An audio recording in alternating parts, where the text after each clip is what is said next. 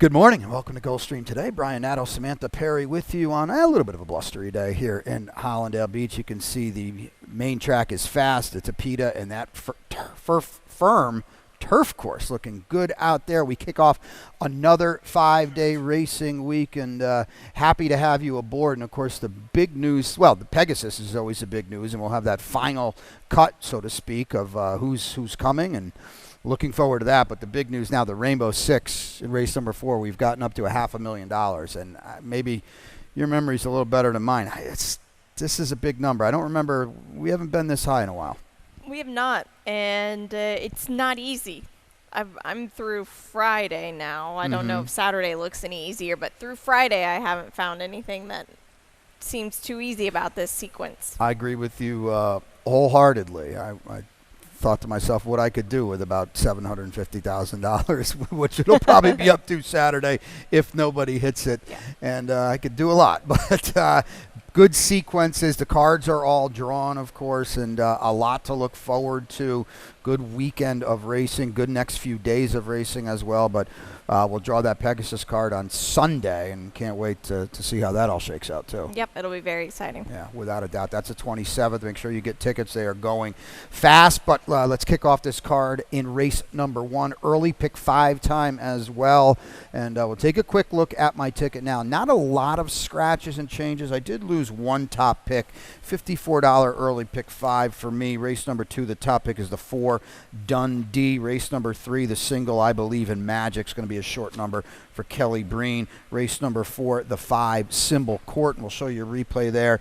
And in race number 5, I shouldn't say I lost a pick. This is my long shot, but I think with 2 key scratches in there, that's probably not going to be the case. Might be more of an average shot today, but it is the 2 at Nico for Efren Loza Jr. That is a $54 early pick 5 ticket. We'll take a look at the opener here now. We'll go 5 furlongs on the Tapeta. These are $8,000 3Ls, 4-year-olds and up. It's a clean field of 8, and you are going to the 3-horse Cajun Hope on what I would think is a speed play for you. Yeah, definitely. And I think the fact that this horse has never been on the Tapeta, this might be something good. It's chillier here. We usually see the Tapeta tighten up quite a lot whenever it's like this type of weather conditions, and this is a big class drop as well, and we've got Paco Lopez aboard. Yeah, I mean, it's, you see the workout on Tapeta on January 6th, and it was quite fast, and maybe this horse is controlling, should certainly be the inside speed. I went to Alan Diggs, who, you've heard Samantha and I talk about this time and time again, but it holds true time and time again. The Woodbine horses typically need a start, and now Alan Diggs has got one. It ran pretty darn good last time to be 3rd. Yeah, he did, and that was the first time on the Tapeta in some time here going this sharp distance. So I think that helps, the fact that he's got that under his belt now, and it's just a big wake-up call. Absolutely, and I think the fact that your horse probably makes the front can allow Edgar Zayas to, 2-path stalk with Alan Diggs. Yeah. Let's show the replay of Harry's on the beach, because he's off the claim for Jose D'Angelo with some big form. This was not it. He's the 4-horse. He's making up significant ground on the inside in a second. And I'm not going to tell you he was going to win, but you can kind of draw a line through this race. You see there, he almost hits the rail about 3 different times. And that's just it. That's his day right there. He's going to end up being 10 lengths behind.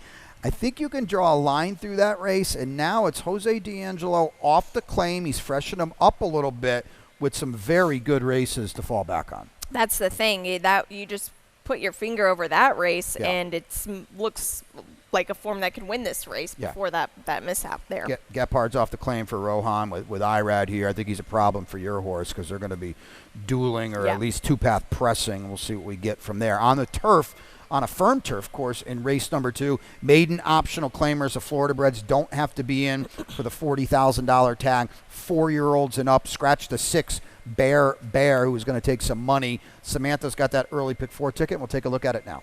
Yeah, and the rails are at 38 feet today. I would assume that some speed is in play. I do have the 1 on top in this second race. We'll get to it in just a moment.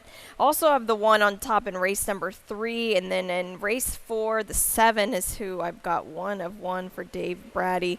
And then in race 5, I'm just singling the 2 Etnico. A couple scratches in that race, so I think maybe this one will be a little bit maybe helped a lot, I should say, with the scratches. $9 for me. It's my long shot. Really? Mm-hmm. Oh, there we go. but not Three anymore mines. with the scratches. Oh, okay. There you go. Efren Loza Jr., very, very crafty barn. All right, it's not easy here in race number 2 either. As you can see, Samantha was going 3 deep. She's down inside with Cheyenne Brave trying the turf for the first time.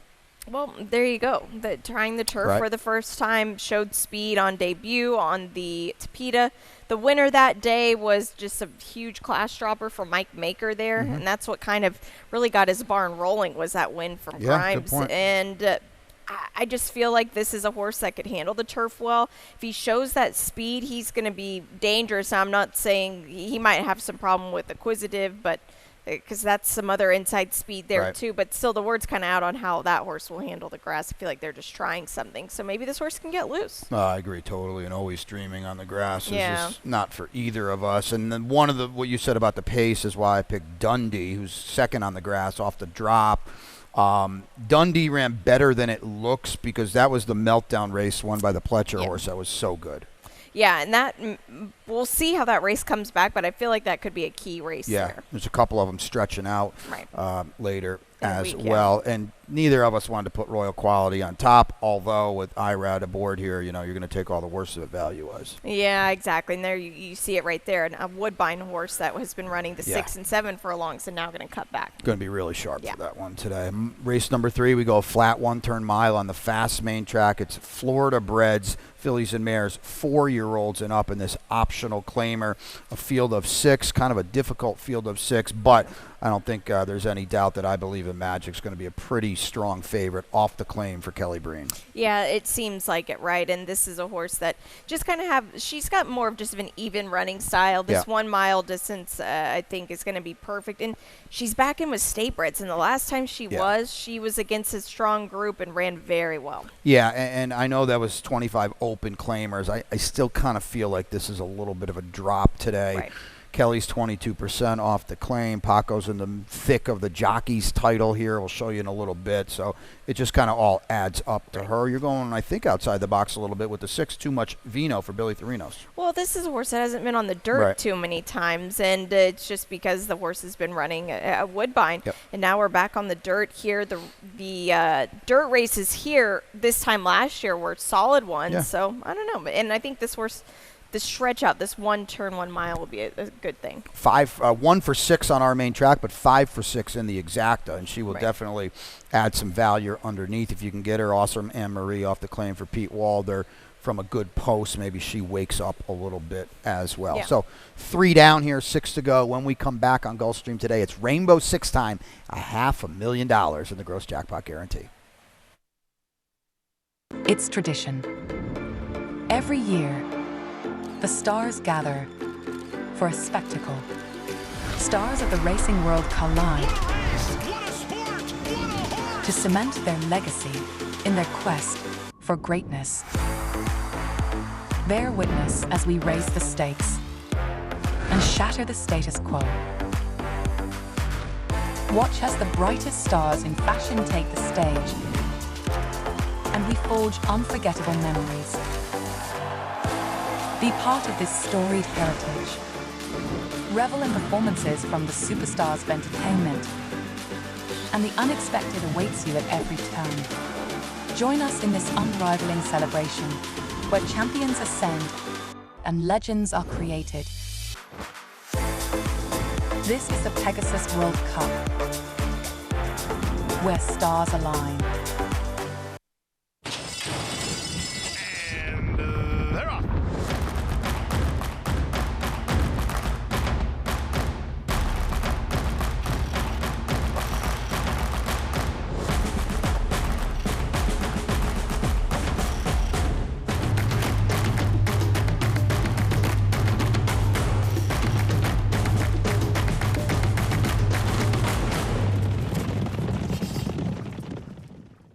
Good morning and welcome back to Gulfstream today. Brian and Samantha with you. Another racing Wednesday here. We've got, I believe we said we got 11 of them. Take you all the way to Curlin, Florida Derby at the end of March. 5 days with you from here on out. Pegasus next Saturday. So much going on. But the Rainbow 6 is front and center right now because kicking off here in race number 4, $500,000. in the gross jackpot guarantee, and as Samantha alluded to, and I wholeheartedly agree with, the rest of the week, and we always work so far ahead, is not easy, and that starts with today. We've already talked about a couple of these races. Race number 6 is my best bet on the inside to the 1. Just take notes. There's the big spread in race number 7 on the turf, also the 1, Boston Princess, in a 2x2 late double. That's somewhat playable. The 3 Zydeco on top on a big drop, finally with some friends today, although the distractor ran so well last time, and we'll show you that. And in race number 9, One Fast Dream as well, short price for Cassie and Ira. Boy, there's some favorites, though, today that I don't think have to win, Samantha. Right. And that's where this rainbow can get very dicey and pay quite a bit. So get involved. Let's start it off here on the Tapeta. In race number 4, we scratch out the 2 in here, only kidding.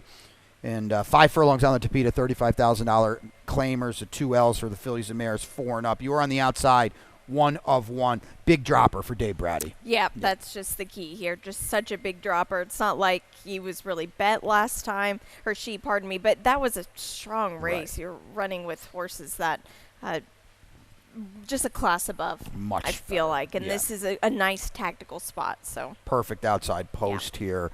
And she does make a lot of sense in here. I'm on the 5, Symbol Court, and I want to show you why. We can easily draw a line through a 2-turn turf route at Tampa. She doesn't want to do that. Now, she wins this race by a length and a quarter. This horse that was chasing her gets completely fried. That's the 2, Miss Bia, who's 5-1, by the way. So this is one of those much better efforts than it looks. Yes, I know she was 7-5, but she kind of had to do it the hard way. You can see she's kind of a massive daughter of Munnings, or at least compared to Miss Bia, and she's just making her own way here. And the horse that was chasing her is 5-1. It's not like she was 50-1. Right. Completely bottomed her out. Back on Tapeta today. I think she's a big threat. You've got her in second. Yeah, that was a huge effort by her there, and she didn't at any point look like she was going to lose that race. Not at all. She brings that game again. That's going to be. Yeah, she's with some friends today. Whiskey Diamond, big number underneath for Kathleen. Well, this is a big trainer change, and this is a filly that she's got some speed to her now. It's Belterra Park speed. I don't want to call it cheap speed because I don't want to undermine what she's done, but maybe Luca Panici says, all right, let's look at the form here. This horse has always been a couple lengths in front. Let's go for it. Yeah, I mean, at the very worst, she's 2-path press in Symbol Court. Right. And, hey, on Tapeta, it's not a bad spot to be in. Right. Because especially when you're going this short, speed's going to play. We're going that short in race 5 as well. 5 furlongs back on the Tapeta. 4 and up. It's a $16,000 2L, and it also kicks off the late pick 5. A couple of key scratches in here before I send it to Samantha. The 4 Grand Bay, the 5 Summer Bee is out. We'll take a look at her late pick 5 ticket. Probably had to do a little adjusting here, or no? Kind of, not a whole lot. Okay. So I just singled here as well in race 5. Race 6, I did put the 6 on top, Derby Gift. I don't have your just take notes. I was looking back at that horse. Maybe I missed that one a little bit. Race 7, the 4 Alley Bear. This is my best bet of the day today on the grass. Race 8, the 1, the Distractor on top. And race number 9, I've got the 5 on top. What do you mean? 1350. Sorry, I thought I had a sneeze coming. I got you. 1350, and we'll send it to you on it. Nico, who's my long shot. That's out the window with a couple scratches. I admittedly weren't sure if they were going to bet this horse or not. Efron Loza Jr., you only see 2 for 21 in 2023, a very high percentage barn when he's running. Yep, and this horse is just trying something new here. The 5 furlongs on the Tapeta. This horse showed speed on a muddy track at Delta Downs. This is such an interesting horse here, but what I think is even more interesting is the fact that Paco did ride this horse, and he rode the horse at Monmouth too, so read into that what you will. 3 scratches in here. The 4, 5, and the 8 are all out, so value is gone from a horse like this if there was going to be any as well. Now, with all that being said, I've played this barn a lot, and he has not delivered a lot like he was when he was rolling pretty good. So we'll see if this horse gets bet today as well. Well, we've got the same exacta now with Cooler King on the outside, another dropper in here. Exactly, and this is a horse that this is just his second time facing Yeah. 3 and up, so good outside draw. Yeah, and he was in for 35 last time, way over his head, and I Right. think he's going to meet some friends here as well. Late pick 4 kicks off on a fast main track in race number 6. We've got 3-year-old fillies in here. It is a pretty competitive race. Yeah. I'm on my best bet, but we'll start with you. Derby Gift, that should be a price for De La Cerda. Yeah, this was a horse. I picked her in September when she broke her maiden. She was one that when she sold at that OBS sale, she was like bouncing off the inside rail, but still worked 10 flat. It was really impressive that she was able to do that. And then they put her on the Tapeta. Okay, this is just a good testament of just because they went on the dirt or the turf doesn't mean they can win on the Tapeta. Right. And I think it was a combination of too high of class and probably the Tapeta there. And then she went 2 turns on the Tapeta. Yeah. She doesn't want to do that either. So now she's back to the basics, and we'll see if, I'm hoping that those races haven't broken her heart too much there, but we'll see. This is a very slow group. Yeah. On paper, This is right? true. So anybody you like, you could come up with a reason to like them. Yeah. There's no doubt about it. The one, just take notes, is my best bet of the day. If I didn't have a single, I'd probably want to hit the all ball here. Right. But I'll tell you what, the last time she was in a race where she should have been in, I think, was on the dirt, 3 back, and she won by the length of the stretch. Yep, that was a huge victory. But also, when you're beating Miss Athletic, You're not doing a lot. You're not doing a lot, but still, That is fair. You have to keep that in mind. Yeah, we're all over the place here. Underneath, Savannah Lady for Liz Dobos. Paco and Lasix. I mean, there's reason to think maybe she wakes up a little bit. Yeah, with the Lasix added, I feel Yeah. like that's a good move there. Race number 7 is a good one here. We're on the turf, firm turf course here in the starter optional claimer. These are fillies and mares, 4-year-olds and up, a very competitive race, and you can see it there. Samantha's top pick is not on my radar at all. I just kind of feel like they're going to overbet this horse. I know she's eligible to be really tough in here because her return was pretty good. It was, and that was on the Tapeta as well. She was my long shot that day, and she ran all right. The win here for the $25,000 level was a good one. Now, that was last year, but she's one of those fillies that after that time off they gave her, she came back in really good form, and now she's got that tightener under her belt. There was a stat, too, that I wanted to show, and this is with Brendan Walsh on second off a layoff, which I thought was interesting. And this is on the grass here. This is 16%, 22,440. Now, this isn't at Gulfstream. At Gulfstream, it was a very small sample and honestly not the greatest one. Right. But she's a filly to me that I think can move up. Yeah, there's no doubt about it. And, Brendan is 1 for 22 on the meet, but he's running underneath. The horses are firing. They're just not winning. Exactly. And that's going to turn over sooner rather than later. I'm on the inside with Boston Princess, who's 2 for 6 over the Gulfstream turf. She's been running very, very well on Tapeta, too. Paco's down here. We can save all the ground on the inside. Yeah, exactly. And that is very important on days like today when the rails are at 38. Yeah, it's a good point. I was going to make your horse the favorite, but you know what? At the end of the day, they always bet Judge Judith.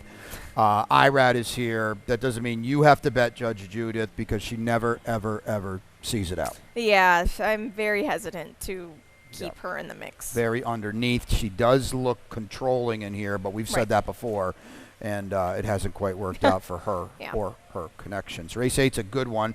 6 furlongs on that fast main track. It's a starter optional claimer. These are the 4-year-olds and up. You're back with the distractor. Let's show them why, because my goodness, this horse was really good last time, beating Lightning Tones in 3:33. I just want to say Sir Ali was my best bet of the day. And the distractor just pressed him right into the defeat and just kept on keeping on. Yeah, and you see Lightning Tones there in the white blinkers. He's going to run that same exact race every single time, which is wide and coming out the back. Distractor was just very, very good. And this is one that Safi put in for the claiming tag, and Kelly Breen swooped on in. And this horse is just very good. And I think even 6 furlongs is better. Well, I think that's the key thing here. You just said 6 furlongs. Lightning Tones and then Danny Hertak's done a great job with this horse. He just can't win today at 6. No, it's just too much. He just leaves himself too much to do. Yeah, I would think the 5 probably regressive. That was a huge effort by 3:33. Yeah. You just saw there. Zydeco, to me, gets all the best of it here because he's outside the distractor. He might be just faster anyway. It's been a long time, if ever, Samantha, that Zydeco has met a group like this. Yeah, this is a huge, huge drop for this horse. You look at all the horses he's been against, and there's nobody like this here today. Now, can he bring back that form? Has he just kind of fallen flat as of late? That's the question, but this horse can be sneaky. Yeah, and Irad's here today as well, so you got to think there's some intent. He's 2 for 8 over our main track, too, so I would think it's go time in here. Let's just talk about Scoot Daddy. You got Billy Therinos having a day today. We like Billy. He does a good job. Never been on the main track. You were on him the other day, I thought, when he was scratched. Yes, the other day I was. I thought you were saying when I made him 30 to 1 in the morning. Nope, not that time. No, you had him on top and he scratched last weekend. Well, I got Alan Diggs on top. Okay, so Scoot Daddy, again, never been on the dirt, and I love this. Let's not put him on the grass. Let's not, just because the horse likes a Tapeta Woodbine does not mean they're going to like the grass. Let's put him on the dirt. He's got a Scat Daddy mare. We miss Hardy. I just feel like this horse will really like the dirt. Well, he could get a lot of hitting up front, too. So he could pick up some pieces. Exactly. It might be too late. But Under the Hall of Famer, Javier Castellano. Here we go in race number 9 to wrap it up here. 6.5 on a fast main track. These are 12-5 maiden claimers, 4-year-olds and up. It's a clean, full field of 10. Again, we are all over the place today. The 5, what do you mean? Another the same exact horse as last race. Never been on dirt before. I love this. I know you do. This is good here. And 6.5 furlongs should hit this horse right between the eyeballs here. You get Louis Saez aboard. He's going to get a little bit of a aggressive gear from this horse, I feel like. And, just trying something new. This is good. I'm mad that I picked One Fast Dream because he never wins. I'm so shocked. I know. Yeah. He's got to win one day. In theory, they do all have to win at some point. It might be in April. It could be in April. He's going to be a massive underlay. Irad, Cassie, my racehorse are going to bet with both hands. He's been odds on twice, and by the way, hasn't won. My goodness, this is the group today. If it's not today, I don't know when it will be. Yeah. It might be June at Belterra. It might be. I don't know. I should have picked Tiz at Duke. Let's take a look at the replay. Yeah. He's the one horse. It was on the slop, so I don't know what we're going to get today.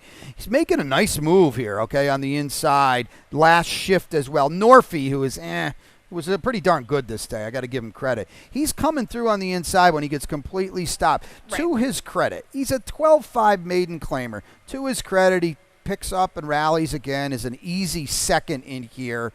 This shows you certainly want him more than you want Last Shift. Right. Can he beat One Fast Dream? I don't know, but maybe he can get a piece for Mike Yates. That I think that's key there is he might get a piece. It's a great race if you don't like playing favorites because you're going to have one and you're going to have a really stiff one that isn't all that fond of getting his picture taken. Correct, yeah. In the afternoon after a horse race. Okay, lightning round time. We'll start it as we do each and every now Wednesday, again, going forward with the standings here. And we'll take a look now. The jockey's race is phenomenal. It is. Irad had a 5-bagger Sunday. Was it 5? I believe so. Yeah. So he extended, but Paco is just right there and has been riding so well. Both of them have been riding so well. They have, and that's the thing is Irad fires and Paco answers that, and that's what's cool to see. And underneath a lot of these, Jose Ortiz, he's doing well. He had a multi-win day over the weekend as well. So Jose's quietly had a very, very strong start to the championship meet. These top two have been going back and forth throughout, and I don't really know why it would be any different, quite honestly, as the days click off the calendar. The trainer standings. Now we'll take a look at that. Okay, Todd Pletcher's making his move now. He popped up on the screen for the first time last week, but it is Safi to catch. It is, yep. Safi's just got the sheer numbers, and that's what puts him on top. And he does an incredible job, too. I don't want to take that away from him. But cool to still see Brian Lynch on the board. He's got about half of what those two top runners have. actually Maybe a everybody, third of less, that, than the whole combined. So cool to see him still in the play there. For Brian to be at 12 wins on January 17th, as Samantha said, he's not going to throw numbers at you. That's pretty remarkable, and a credit to him and the staff. A really good horseman. Pegasus now. 1 week from Saturday, we will draw it on Sunday, and you've got a couple AM works to show, right? Yeah, we saw, here's Ear Miracolo on Sunday. He was supposed to work Saturday, had some problems, and they worked him here on the 14th. This was a solid breeze, and then we got National Treasure, who last I heard he is confirmed to come. Yep, and this is on par for him working solo. He does it really easy. He's never been a workhorse that's been just wow, but the gallop out is always so solid for the Bob Baffert barn, and man, he's going to give him heck to pay. Yeah, the Preakness winner at our sister track, of course, up at Pimlico, ran as good a second as anyone all year in the Breeders' Cup Dirt Mile. Yeah, definitely. Oh, it was an incredible race. It was an incredible race. Just did not want to let Cody's Wish by, but Cody's Wish, as we know, so game throughout his illustrious career. Your best bet today? It is Alley Bear for me. All right. Yeah. And I am, I think, a race later with the 1. Just take notes. And your long shot? I feel like I have a lot that could probably be long shots you do, today. Yeah. Cheyenne Brave, though. All right. You should get a price on Cheyenne Brave. I think so, yeah. That's coming up. I will not get a price, the coming up race 2, in at Nico with 3 big scratches in race 5. I might not have gotten a price anyway, but this horse is going to be bet hard now with 3 key scratches. Pete Aiello is upstairs to tell you about those scratches. There are not a lot of them today, and we are happy to have you aboard. And do not forget, 9 races today. The Rainbow in race 4, $500,000, $500,000 in the gross jackpot guarantee. We'll see you back out here for the opener shortly.